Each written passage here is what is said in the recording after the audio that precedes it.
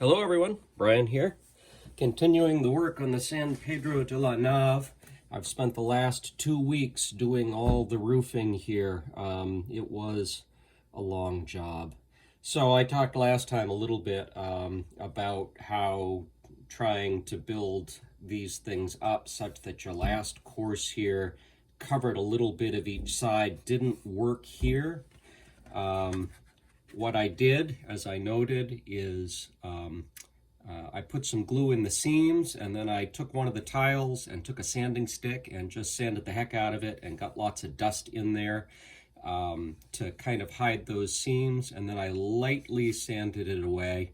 The effect was okay. It wasn't great. I'm not thrilled with it, but my guess is that once I clean this up and polyurethane it and dull coat it, it's probably not going to be something that you can see. That was the only place I had the problem, was this side. This side and this side didn't happen to have that problem. By the time I got to this side, I was very careful in sort of planning out exactly what I was going to do there.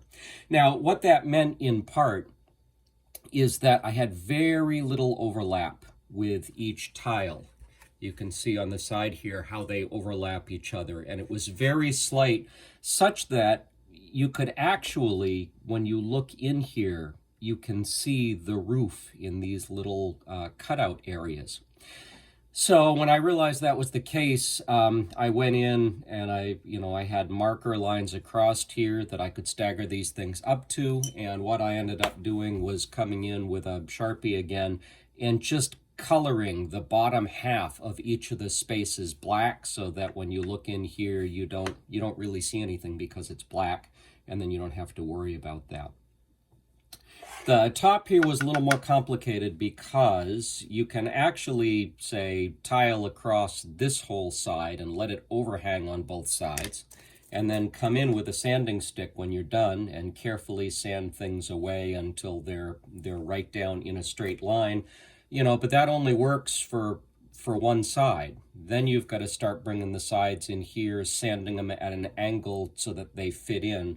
You could do that with this side, and then sand this one and sand this one, but then this one, you're doing it on both sides.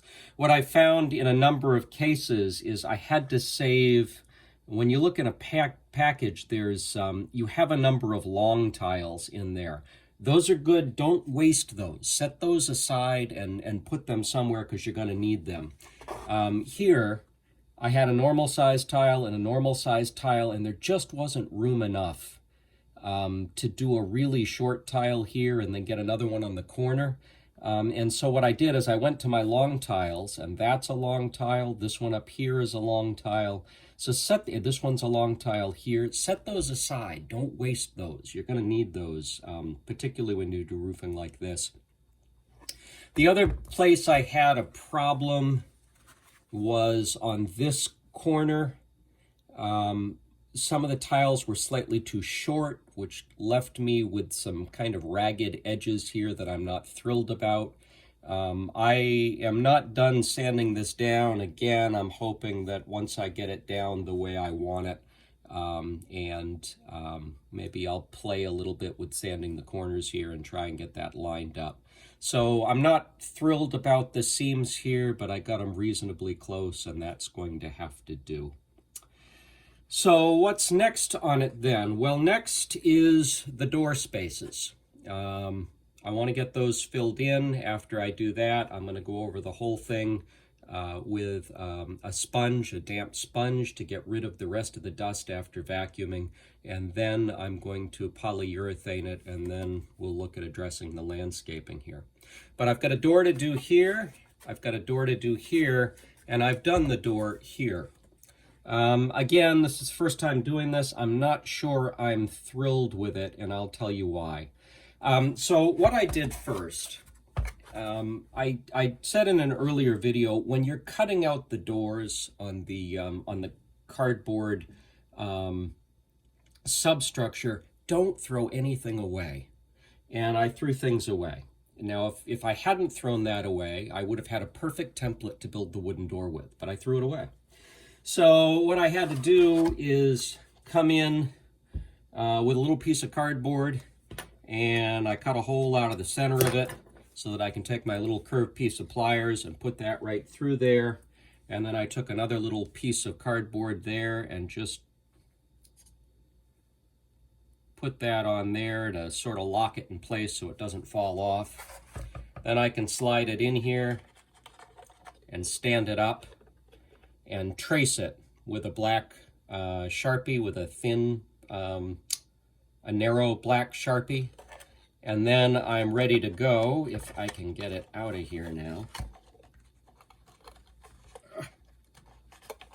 All right, let's let it go and just pull it out. There we go. So that's what I've got to cut out. So I'm just gonna cut around that to make myself a template for the door.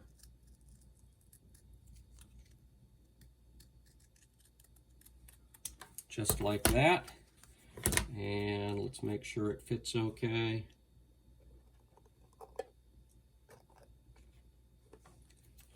Yeah, so we need to do a little trimming to get it so that it's the right size for this.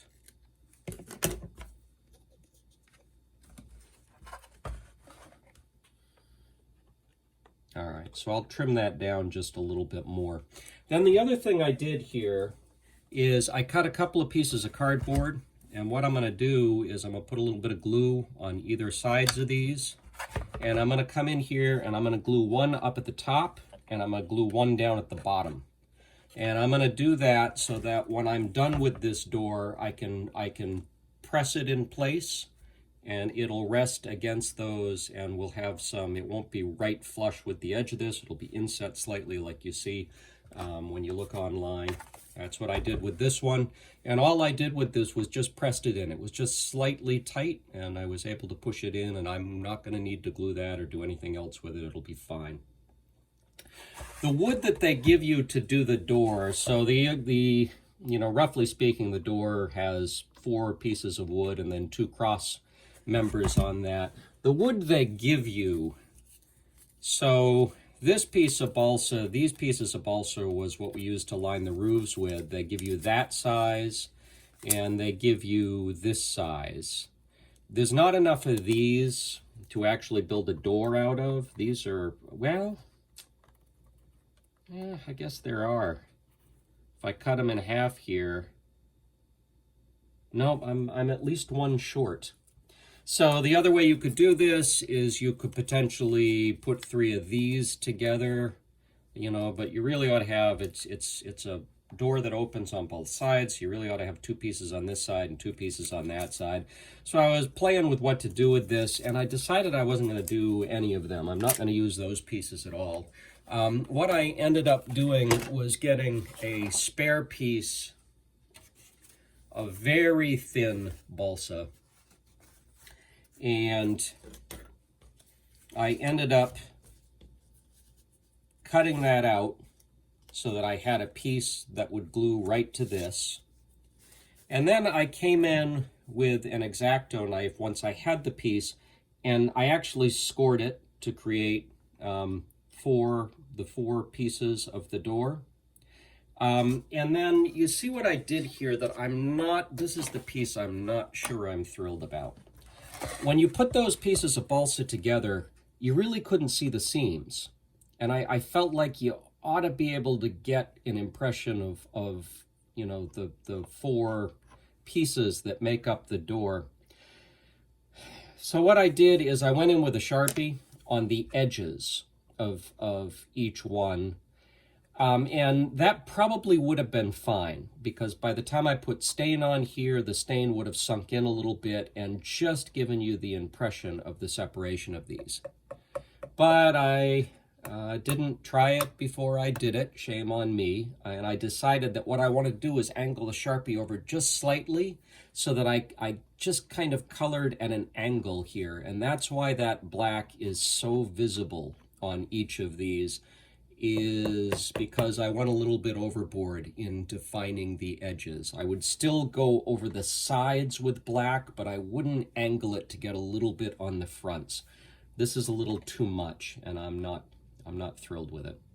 Then to make the cross pieces here, I took another, it just happened to be a piece that I had laying around, a little square piece of balsa, and I cut it to length and then I sliced it in half. This would have been too wide. It would have stuck out too far from the door. Cutting it in half, I think, made it just the right width to get a good shadow line and a good impression there.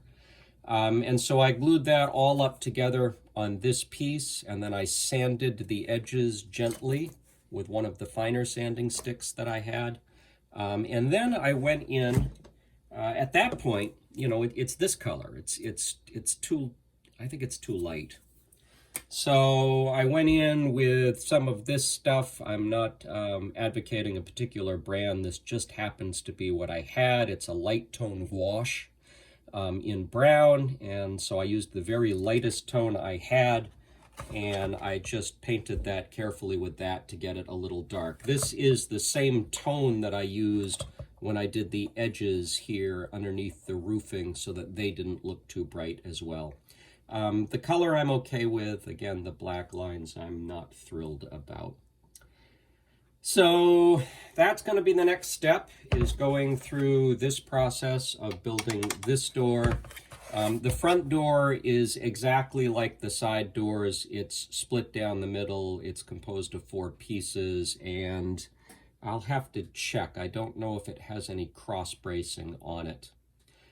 This space up here seems to remain open. There's no window there. There's no nothing. I mean, in the modern church, they actually have put plastic up on the backside, translucent plastic on all of the windows. But I don't think I'm going to duplicate that here. I think this is just going to remain open just like it is. So once the doors are all built, as I said, I need to do a little more sanding on the top here and see if there's any other sanding that needs to be done on the roof so it's at the right level.